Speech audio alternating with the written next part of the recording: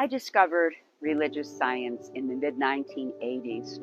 I have to confess, at that point in my life, things were not very good. Through the more than 30 years that I have been involved in science mind or religious science, I have experienced very dramatic changes. I have two children. My relationship with my children, where it had been, with my son in particular, a bit fractured. I have found that through my acceptance in life, through my forgiveness in life, through my givingness in life, mostly through recognizing that this power that lives within and all around me also lives within and all around my family, my children, and each of you.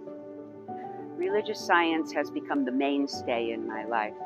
To know that there's a power greater than I am, to absolutely know this, to trust this power, to love this power, to make use of this power, to know that this power is working today in my life. What a joy.